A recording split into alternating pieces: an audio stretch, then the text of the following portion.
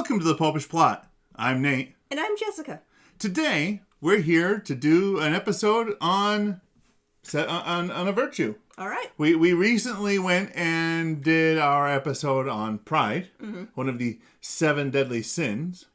Well, at the time at which they went and created the proper list of the 7 deadly sins, they also created a list of 7 virtues which were considered to be directly opposite those sins. Although, I do have to point out that there's many, many more virtues. Yes, there are, in fact, some of these virtues are part of what they call the 7 cardinal virtues, or the seven virtues, which is the three theological ones and 4 other ones, and that list doesn't actually include the virtue that we're even going to talk about today.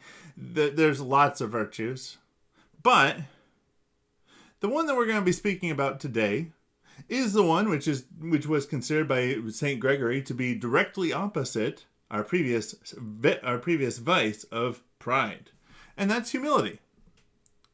Humility is kind of a tricky thing, though, see, because most people don't really get it. I'll give you an example. From the Merriam-Webster dictionary, there are 2 definitions for humility. Ooh, only 2? Only 2. The first one being freedom from pride or arrogance. Well, that sort of works with it being opposite of pride. It does. And the second one is the quality or state of being humble.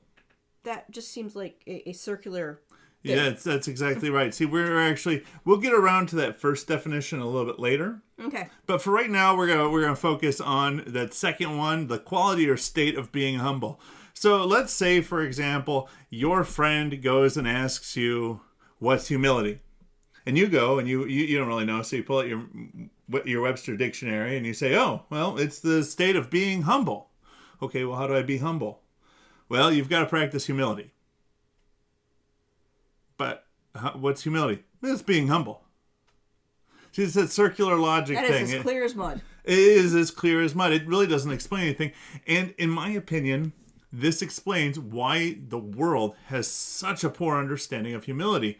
See, the way I've seen it, at least in most cases, this is my experience. So maybe their experience differs. But the way that I tend to run into people talking about humility, they either see humility as being this really self-abusive, low self-esteem. You have to think that you are as little as you possibly can be because you're nothing. If you're thinking you're anything more than nothing, then you're being prideful and arrogant.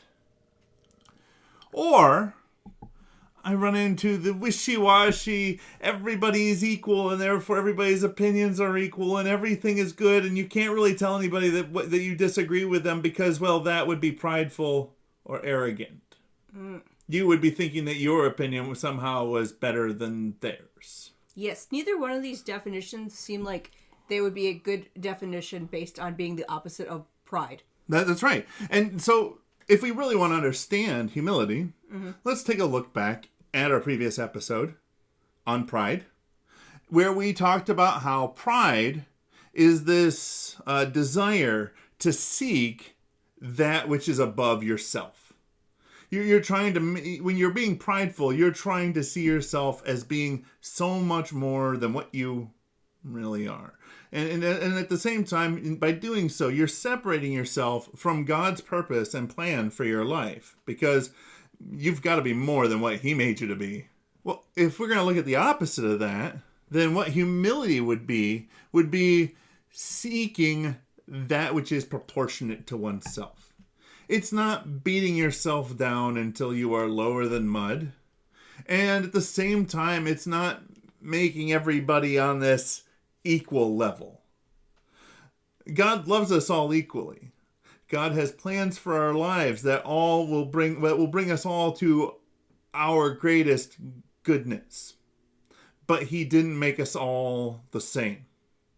And not all truths are necessarily true. All right. I mean, that makes sense. If this is the opposite of pride, then being the most what you were, meant to be by God would be, the opposite of it. Exactly. So there are people who, because God designed for them to be in a position of authority, they do have real authority. It doesn't make their authority necessarily better than what he made this other person for. It's just different. Which also would make sense, as if this is the greatest virtue, then I bet most saints have it in some way. And there are saints who lived in palaces and had, huge banquets and wealth because they were born into being a prince or a princess, and that was their station in life. And they still, gave to the poor and helped others, but there's a certain amount of, with my job, I have to do this. They as we said during our discussion with pride, they didn't try to necessarily make more of themselves than what they were, but they did still strive to be excellent at what they were. Those saintly princes and kings. They were still aiming to be the best of what God made them to be. Yes, and inversely, there are, of course, saints who voluntarily lived very poor lives. Most people would look at that and be like, oh yes, St. Francis was completely humble because he gave up all his stuff. But it wasn't the giving up the stuff that made him completely humble. Saint Mother Teresa, who walked away from the life that she knew to go adopt a life serving the poorest of the poor and the lowest of the low. Yes, I mean, she was already helping the poor. She was in India when she decided to make her own order to help even poorer people. So now, because we've gone and pointed out that humility is the opposite of pride, and there are some people who would then go and question, well, since pride is first among the virtues, first among the vices, wouldn't that make humility, its opposite, first among the virtues? No. Nope. In fact, according to St. Thomas Aquinas, humility falls somewhere in the middle. At the top, he's got the theological virtues. These were the ones that we find in the Bible of faith, hope, and, depending on the translation, either charity or love. Yes. Of which the greatest is considered to be love, and since that's in the Bible, we got to put that up at the top. Mm-hmm. There are then some virtues of natural reasoning. Yes. That he considers, and the primary of that being justice. And then there's other virtues, and of those ones, humility is definitely the top. Okay. But this actually works out really well if you think about it. If pride is that urge to cut in line, to get up to the head of the line, to be first, to be best, mm-hmm. to be the one standing on the top of that podium, mm-hmm. then humility is going to be the guy who's holding the door open to let somebody else go in first. So humility is not going to be that first virtue, because humility is perfectly willing to be the last one through the door. So you're suggesting that even the virtue itself is humble? I am suggesting that based on the way it looks to me, and this, once again, this is my experience. I pulled this out of my head on my own. This was not a theological teaching that I took from anywhere, but yes, I would say, in my opinion, the virtue of humility is actually in and of itself humble. Mm. So if we're going back to that definition, so much scrolling.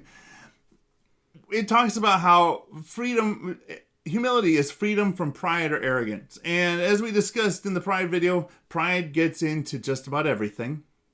And while I cannot say with any real solid ground to stand on that being free from pride is impossible, because I'm fairly certain Jesus at the very least was free from pride. For the average person, you and me watching this video, it's too high of a bar. It's not a good definition, because I'm never going to be truly free from pride until I'm truly free from this mortal coil. So, I don't think it's a very good definition. But at the same time, we need to be careful and we need to be vigilant, because, like I said, pride can get into just about anything, and pride can even get into your humility. There are people out there right now who are doing humble things, and they're thinking to themselves, Mm-hmm. I am so humble. I'm doing all these things, being humble for this being humble, letting people cut in front of me, letting people have my seat on the bus. That's not humility. I mean, it is kind of, sort of, but it isn't really, because that's humility for its own sake. They're being humble so that way they can then go and say about themselves, I'm a humble person. That actually sounds pretty prideful. It actually is very prideful. It's this funny little thing. False humility is actually pride. So we need to be careful when we are trying. It's like I was saying with the pride video. Mm-hmm. If you want to get rid of pride, you need to focus on the little things. Because you're going to find all those little spots where pride is hiding out. And you can then go and snip those things off. Or prune them back. Or mm-hmm. nurture them in a way that they are less prideful. Mm-hmm. But you're not going to be able to go and beat pride by just trying to be humble, because then suddenly you're going to start looking at your humility as the thing that you're doing and the thing that you're so good at doing. And once you start doing that, you're no longer being humble. You are now being prideful. So go down below, hit the like button and the subscribe and the bell, so that way you get notified when new episodes come out, which, once again, if it's Easter 2020, the answer is tomorrow. Go down below into the comments section and, I don't know, drop us something. Maybe you can drop down a comment about what you think about the Bible quote that many people thought Moses wrote about how Moses was the most humble person ever. Moses was the most humble person ever. Or Deacon, maybe you can find that 70s or 80s song about how hard it is to be humble when you're perfect in every way. Or maybe you just go and you find a song from the band Humble Pie, and, you know. Maybe you could give us a recipe for humble pie. Ooh, I'd try it. At least once. It depends on how traditional it is. I think originally it was made out of, like, intestines and junk. Like I said, just once. Okay. Or at least once. Okay. And until next time, remember to live your faith. Love your faith. Share that love.